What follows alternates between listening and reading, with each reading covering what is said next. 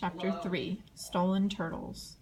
I woke up in the morning with a sticky note stuck on my face. 6:30. Unig it ultrat neat. Great. It was a note in our Bat Code. Going to Turtle Tank. The Bat Club is something we did back when we were in grade 3. It wasn't much of a club, just the two of us. We started the club to protect us from a bunch of bullies, but we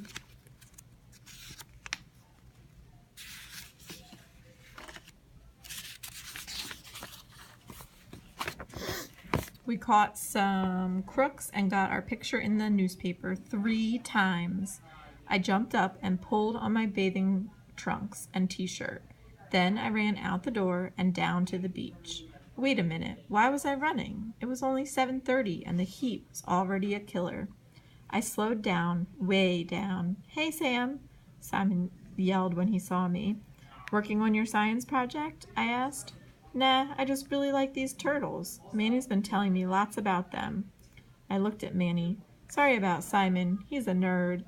Manny laughed. I don't mind. I love turtles. Manny said people steal them for the leather and shells. Simon told me, and for the meat, too. They smuggle it back home and sell it for big bucks. Just then, a huge turtle swam up to the glass and glared at me. Relax, buddy, I said. I'm not putting you in my suitcase.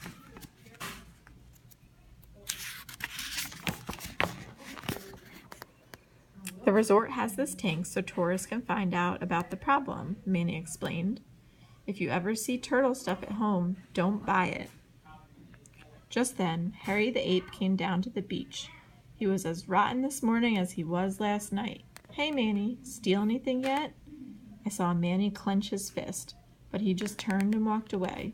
What are you two losers doing? Harry asked Simon and me. I've been up for hours just watching these turtles swim around. Aren't they cool? Simon said. About as cool as you are, Four Eyes, Harry replied. What a great human being he was. We waited till Harry was out of sight. Then we went to the main hall for breakfast. I ate so many pancakes and sausages and eggs, I'd sink if I went swimming.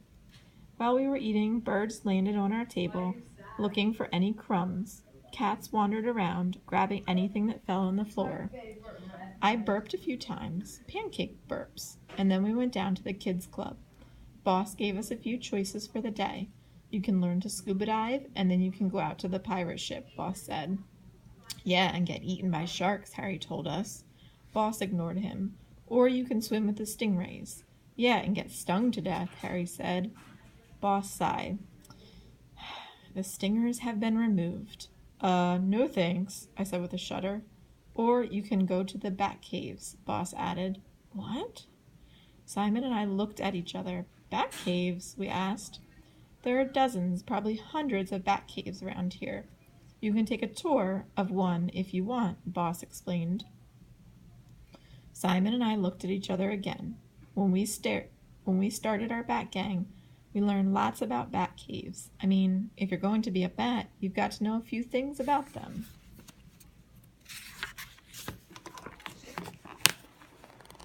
Bat poop is called guano, right? I said to Boss.